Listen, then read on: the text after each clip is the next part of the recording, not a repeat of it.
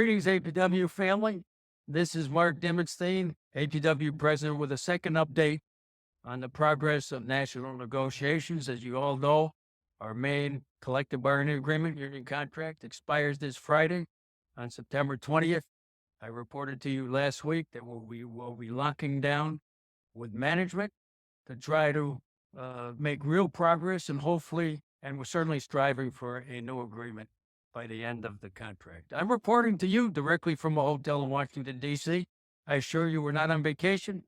Your hardworking negotiating team is at work. Your executive board is here. A number of business agents who've been helping throughout the summer and now are also here, engaging in the real negotiation and tough negotiating process with management. So here we are.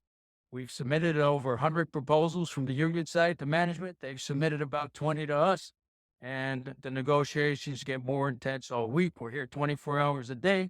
We're going to keep you posted. And by the way, you all have a role to play. No, negotiations are not easy. They're not quick. But when you put on your union gear and you say, union proud, say aloud, good contract now, management gets the message. So this is a particularly good week to wear your union gear, especially this Thursday. We're going to continue to keep you posted through our website, through social media, through videos like this. And stay strong, stay spirited. We're in the fight together. Solidarity forever. And see you next time in a few days with a new update. Solidarity. All I hear is talking, I don't sweat that. If they don't trust me, yeah, I respect that. The she me down the ride, oh, I bet that. Ooh, I slide for my people, don't forget that. Don't forget that, don't forget that. Ooh, I slide for my people, don't forget that. Don't forget that, don't forget that. Ooh, I slide for my people, don't forget that.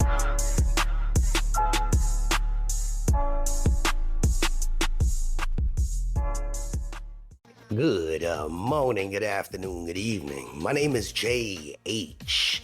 How y'all doing, Postal family? Is everybody good? Is everybody cool? Is everybody clean? Is everybody crisp? Is everybody irie? Let's talk. New people, welcome. Check out my video description for everything you need. Best part about it, it's all free. How about that? Don't charge a damn thing. But you got to put your own energy in your work, and all the information that is going to help you through along the way. None of these products are directly associated with the place you work, so none of them. I'm not representing any of them. I'm just telling you what I've used that have worked for me. Everything is down there, okay? And for the new employees that are here, if you don't have postal gear to walk up to a door and you're brand new, there is a lady that's down there that will hook you up, whether you're a rural carrier, a regular carrier, a mail handler, or a clerk. She custom makes things for you, from the hats to the t-shirts, all right? You need that. You walking up to somebody's house nowadays and you don't have nothing on, a little badge ain't gonna work for you, all right? We about passing on that information, and information is key. Information is clutch. All right, let's talk about the negotiations going on with the APWU for the other crafts, nothing to do with you. But if you listen to this, you'll hear how they say this is what they tend to wait for, the prelude to the other crafts. So stick around if you choose to. All right. We opened negotiations for the APWU main agreement that covers most APWU represented employees, except for those who work in information technology, accounting services, human resources shared services center, postal nurses, and private sector employees. So APWU covers a ton, if you didn't know, a ton of different crafts, not just one craft. This is saying the main agreement is taking effect for everyone except for those that I just mentioned, okay? The contract covers nearly 200,000 employees, the largest contract being negotiated in the U.S. in 2024, the largest. Our contract affects the lives of those employees and their families. Based on the data of the U.S. Census Bureau, the contract could have a direct effect on over 609,000 people. The APWU has been transparent about our main objectives in this round of negotiations. The APWU submitted a proposal to eliminate the divisive two-tier wage structure on opening day.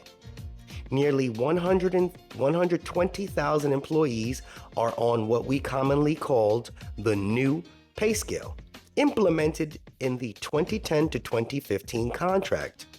This is just giving you some history. This is educating you.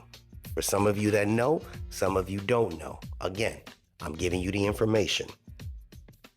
There are close to 70,000 employees in grade 6 steps GG through A alone. Those on this scale will not reach the same top step as employees hired as career employees prior to May of 2011. So this is similar to what happened over in the NALC contract, where they have a two-tier pay scale, where the older employees that were working there before a specific date get a higher pay wage, and the people that just came in with after 2011, they'll never catch up to them. That's basically what they're saying. The APWU is looking to eliminate that so that everybody is playing on the same field. Before you guys get upset about it, you'll have a ton of people that have been here for a long time saying, well, that's not fair. They need to work their way up. You got the new people that say it's about damn time. We should be working what they're doing because they're lazy. We hear things from both sides, but again, I'm just giving you the information. We also propose the elimination of postal support employees, PSEs. Again, that is not a craft. That is just a level. For those who say, oh, I'm working as a PSE. It's never been a craft. It is just a level. We want all career workforce. Currently, there are over 20,000 of these non-career employees. We made strides towards this all-career workforce in the 2021 to 2024 contract, when the parties agreed to automatic conversion of PSEs after 2 years of PSE service within an installation, except for PSEs assigned to 4-hour remote managed offices, RMPOs.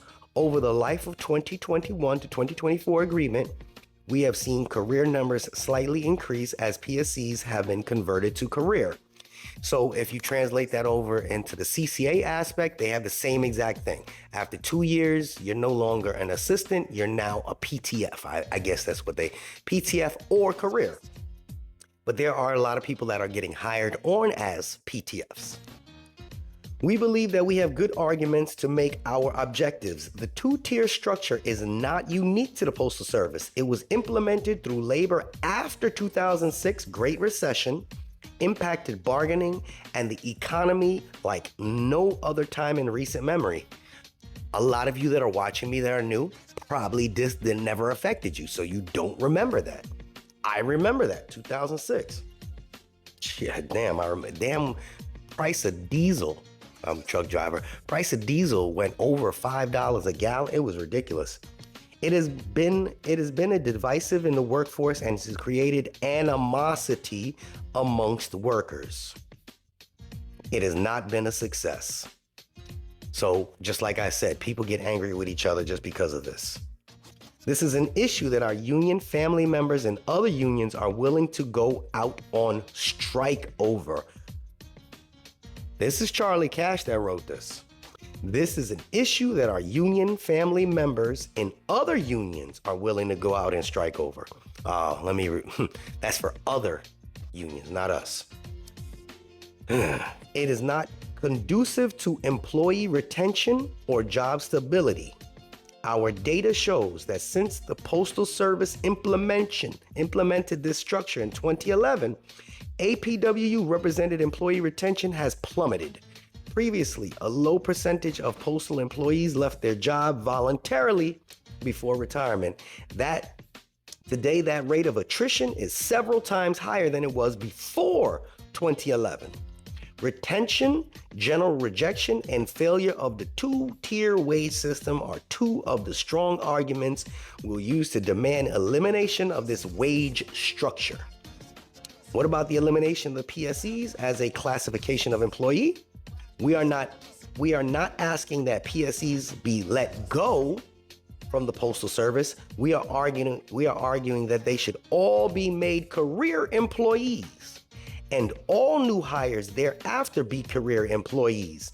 For those of you that are PSEs and you've been there for almost 2 years, and this goes into effect, I'm just saying this is what he's saying, and they're going into effect, before they come in as PTFs, you would be converted first. You wouldn't lose your seniority, okay? Just to clarify that. Somebody's gonna ask, so we clarify that. I know what it's like to be non-career. I was a non-career employee from early 1994 to 1997. It was life-changing when I became a career employee. The non-career model is a failure. The pay is not as competitive as it should be. Management abuses these employees and treats them as disposable. Over 30% of PSEs quit early in their career because of poor management or treatment by management. Management knows the non-career model is a failure. We believe that we have the data to support our proposition. The law requires the Postal Service to provide good jobs and be model employer. They can choose to do that and prove to current employees and future employees that they are committed to that by bargaining in good faith, blah, blah, blah. Solidarity. So that's what's going on with us. The open bargaining, they're letting you know that's just one piece of what the APWU is fighting for. There's a lot of people on the fence about what they talk about and how they treat you. So if anybody from the PSC, if any of the uppers that watch me, because I know some of them do, and you do have a lot of your shop stewards that are out there that, I'm gonna just say it, they're trash. They're trash.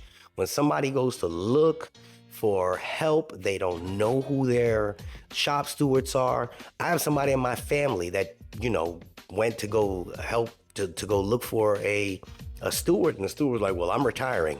But what does that mean? You're not retired. Well, I'm retiring in 2 months. So you can't represent me? And that's kind of the whole mentality. That's what turns people off. That's what makes people's nose fret up when they hear about having to deal with the union. A lot of the negativity that goes behind it. I mean, if you have so much negativity, I understand the concept of the union and what they fight for overall, but if the union puts a contract out there, and this is the bottom line, a contract is a document that's signed between the Postal Service as well as the union for its workers, on behalf of its workers. The steward's jobs are specifically to make sure that the contract, the rules and regulations and the things they agreed upon in the contract are abided by. And if they are not abided by, they need to be pit bulls and they need to go after them. No, this has to stop. No more crossing crafts, no more this, no more that, or more of this, or more of that. You need to use this employee before you use that employee. Or you pay this person. You can't just clock them out at a certain time. They need to enforce the rules, help enforce the rules, or file grievances. But too many times, far few in between, a lot of the shop stewards get a little bit of power and they forget where they came from. And those are the ones that stain the name. That's, at the end of the day, they stain the name of each union. They have them in the mail carriers union, they have them in the APWU, you have mail handlers. So you need to also do a cleanse from within. Seriously, they need to do a cleanse from management within. They need to do a cleanse from the APWU within.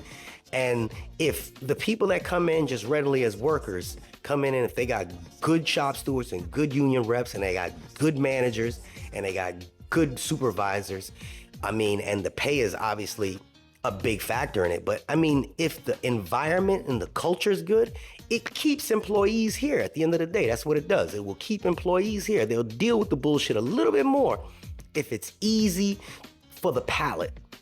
Does that make sense? I know it does, because I'm JH. And I can't see a damn thing. And I'm out.